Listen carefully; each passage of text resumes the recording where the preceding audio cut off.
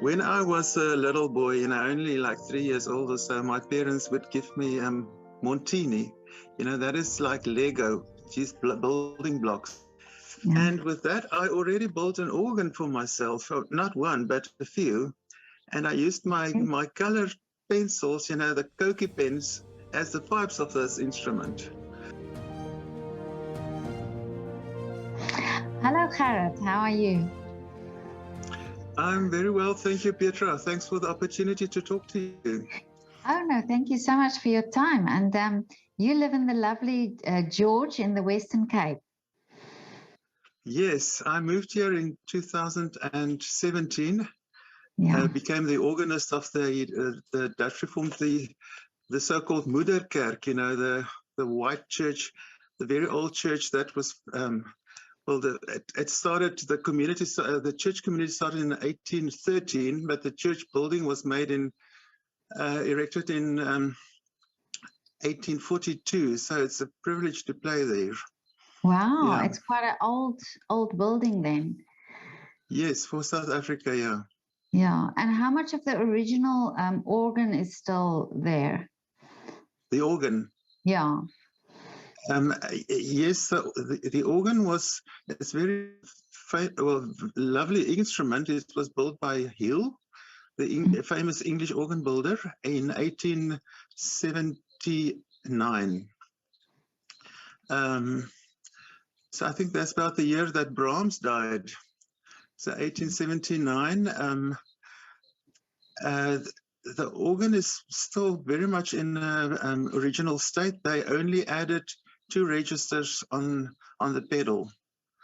So that's the only addition. The rest, everything is still mechanical action, all the old pipes, and it's old English. The English organs has got a lovely singing quality to it. So it's a privilege to play there. But isn't it amazing to think that it's still all that original? Yes. Yeah. No, what is fantastic is that if we have all these load sheddings, then the organ, we can still pump the instrument. All the mechanism is still in there. So, and you can hear when I play on the instrument, if I make a recording close to the keyboard, then you can hear still all the mechanical action, all the noise it makes. It gives an interesting, different ambiance to the whole experience. I can just imagine. My goodness, it's amazing. But now, what is the interest for you in organ? Was this originally your instrument? Yes, I played piano in school, and then in about standard 7, I started with organ lessons, standard 6, and and the organ became just better, and that's the instrument that I really felt at home with, So, but I still love the piano, but organ is my instrument, yes. But what was it about the organ at such a young age that you felt the appeal of? Petra, when I was a little boy, only like 3 years old or so, my parents would give me Montini. That is like Lego, just building blocks. Yeah. And with that, I already built an organ for myself, not one, but a few. And I used my colored pencils, the Koki pens, as the pipes of this instrument. So I think in a way you can say that has been a passion for me since I was very young, And where did you see the first organ? Was it in the church? Yes, in church. My mother used to be an organist, and she would always say to me, okay, you can come with me when I practice. And then I sat there all the time. And then afterwards, she would say to me, okay, now you can play one instrument. And for me, just to look up and see these enormous pipes and this majestic instrument with all the pistons and all of the registers and the manuals and the pedals, it all was just something magic to me, So I love the sound of it too. Yeah. Now, in George, in the church, do you have concerts there? How do you get people to come to the church, to listen to the organ? Well, we have got 3 lunch hour concert series in a year. One is a springtime series, the other one autumn, and then in December we've got a short one. And we've got quite a established audience that comes there regularly. So it's nice to have these people. And we do not, well, of course we advertise, but a lot of people just know that they've got an appointment with that. So, and in those concerts, I usually try to have one organ solo program. The rest would be chamber music and so on, And I try to, apart from that, also to have to invite organists from the country or even overseas to come and play there too. So a lot of things are happening there. Not always the same, it depends on the opportunities that we have that year. Yeah. And now, is it basically when you say you invite people, say, from all over the country and also from overseas, these concerts that you do, then it's specifically organ music, or do you then also do some chamber music as well? No, the lunch hour concerts is chamber music mainly. Yeah. And then when we've got these extra, so the lunch hour concerts, we try to keep that local, to ask the local musicians in George, of which we have a very high standard of musicians, to come and then or sing or play, so we do different combinations. We are very fortunate to have Dalene Brits here, who is a very talented musician as a composer and also as a pianist. So with her there, we can really do a lot of things. She helps a lot. Okay. Now, for young musicians, do you do you see a lot of younger musicians in South Africa at the moment, say, for example, be interested in playing the organ?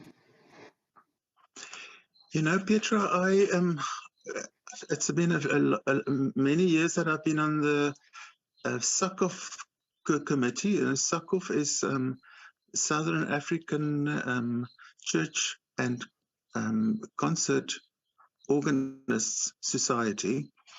And there we have every year a bursary competition, and we have given out some years like over 400,000 rand, for organists to go and study further. So in every year they've got to play, and I'm on that committee to listen to what they're doing, and it's actually very interesting to see what happens and what talent we have and how many interested people. There are still youngsters that still love the organ. How many people think that's not the case, but we still see that, so yeah. That's amazing, yeah, because that's not a very common instrument that people would normally, you hear children play the piano and they play the violin and so on, but organs are not really, because it's also, you cannot have one in your house. Yes. Yeah. Yes. It is a problem, that youngsters do not, because a lot of people are not, their background is not suited. They are not in the right standard with piano to start with their organ lessons and so on. But the organ is still a fascinating instrument. The other day I just read a whole thing why they said why the organ is still the most suitable instrument to accompany the congregational singing. So I just hope that young people, more of them would be in a position to hear the organ also as a concert instrument, and to see what what a fascinating instrument it is. Yeah, because it is something, you go to a church to listen to the organ, basically. So and in say in George, for example, do you have students there, or young people that you teach? Not in George. I used to have students in Potch, where I was before that, and in Joburg, and on the East Rand and so on. But in George, I've not. I say I am my own student. So Okay. this is a student that needs a lot of attention. Yeah. So do you discover things about the organ on a regular basis? I want to tell you, one year, when I was still working at Potch University, I had to go to give a seminar on, well, in Nigeria, in Lagos there, and my topic had been it had to do with, on the organ, how can we imitate instruments, African instruments, and so on, and Wow, yeah. And as I started this lecture, I was a bit apologetic, and I said, I feel, I'm coming to Africa, and now I'm talking about organ, and I know that it's not the favorite instrument of many people. Some people love it and some people don't, and so one of these professors there said to me, you needn't be apologetic about the organ. He said to me, that the organ is actually a spiritual instrument, and it was designed to be that, because it's got the lowest sounds that it can make, in an orchestra, the lowest sound, and also the highest sound. So with the shortest pipes and the longest pipes. And he said, and that resonates to a whole community of people with different spiritualities. Wow. All of them being on a different, and the organ is designed for that, and the organ is the right instrument for that. People do not think of that, so. Yeah. Well, this is very Yeah. interesting that you're saying that now, because I didn't realize that. Yeah. Mm. I actually spoke to musicians in Nigeria as well, who did a composer there who wrote an oratoria, and Yes. now recently, and it was so interesting also to speak to them and to see what is going on in the form of classical music there. Yes. Yes. Yeah, they're doing amazing work. Yeah. So what I also wanted to say to you is that it's very interesting that in Africa there are a lot of youngsters that are interested in the organ also, and in the especially in South Africa, in the New Apostolic Church, we see really a revival of organ music there, and people interested to play that. So we will see how it develops, who's in the end going to take the lead further, but it's certainly not a dying instrument, not a dying art. Okay, yeah. So you feel positive about the music scene with organ playing in South Africa? Well, yes. As I say, there are different, there are sparks that you see here and there, and people that are interested and really talented that hopefully will take it further, and we'll see what will happen, so it's difficult to really predict and see what's going to be the outcome. The organ has gone through different phases throughout its life, being a popular instrument and then a dying instrument, and then somebody comes and revives it again. So like César Franck, after Bach, many people, the organ works was not that great after Bach wrote this fantastic corpus, and then it took a few years, for somebody like a César Franck again and the whole French school of symphonic organists to revive the whole thing again and make it a very popular instrument. Mm. So, but Gerrit, now, how do you the organ? Is it who looks after the organ? Is this now the church's responsibility, or is it your responsibility as well? Like the Do main. you mean in my church? Yeah. Well, we've got an organ builder that comes twice a year, and he tunes the organ. And just now, recently, like 2 weeks ago, there had been a problem with one of the notes after a concert, that one of the notes just fell down, and it just was lying down. And so because the organ builder is in Port Elizabeth, so that's like 350 km from here, and we try to fix it ourselves, but we cannot do it. We also shouldn't really do it because it's an old, very delicate instrument, and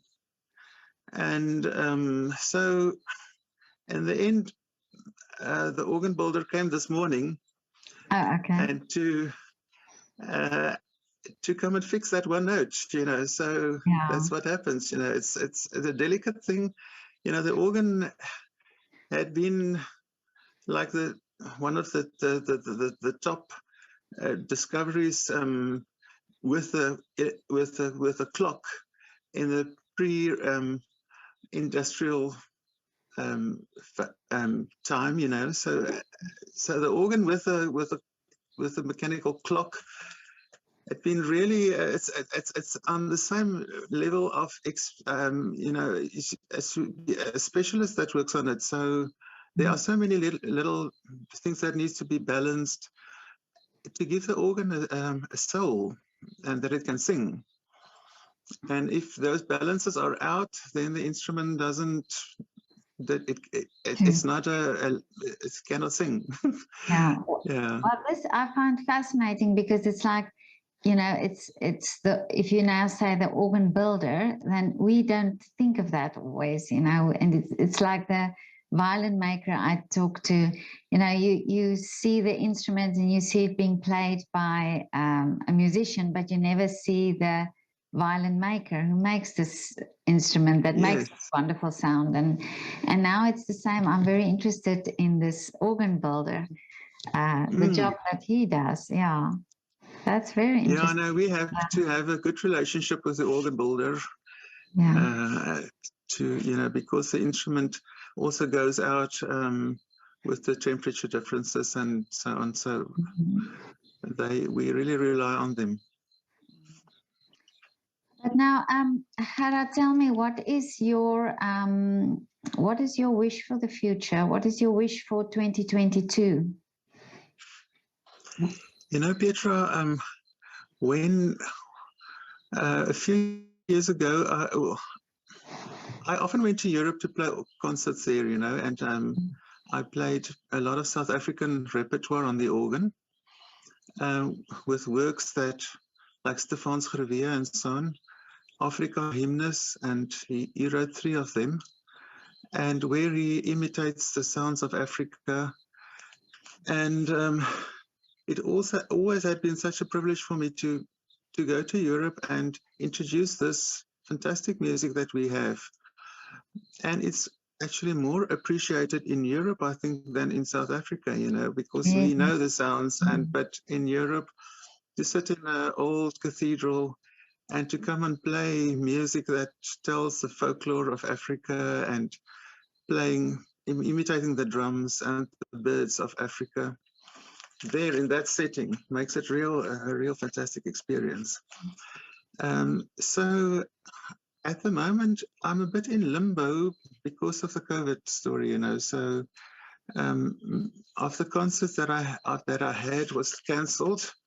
And we need to see what's going to happen, when things are going to open up again and we get chance to play. I would love to play in Europe again, Mm. especially next year this year, when Grove, he was born in 1922, so this is his centenary. So I hope to play some of his works again this year. So I've got a few concerts in the country, which I will do. Yeah. Okay, and nothing booked in Europe yet? No, I'm still waiting and hoping for when it's going to open up again and we'll get a chance. Yeah. In South Africa, we hold thumbs, and in Europe, Yes. cross fingers. But that would be amazing. Oh, I would love if you come to Vienna to do that. Yes. I would love to come and hear. Yeah. Yeah. So, well, hopefully things will start opening up again, and then we've said it now here that it's out there. Let's yeah, let this happen. Yeah, let's all hope. Yes. Yeah. Yeah, but it was really lovely to talk to you, and thank you so much for giving this insight into the organ that I find fascinating. And Yes. I will, and my next visit to George, I will definitely come to see the organ in that beautiful church. I know You're the most church. welcome, and I'll give you a private concert. Oh, that would be amazing. Yes. Yeah. Okay. Thank you, Pedro. Thank you so much, Yes. Gerrit. Okay, Okay. bye. Keep well. Thank you. Bye-bye. Bye.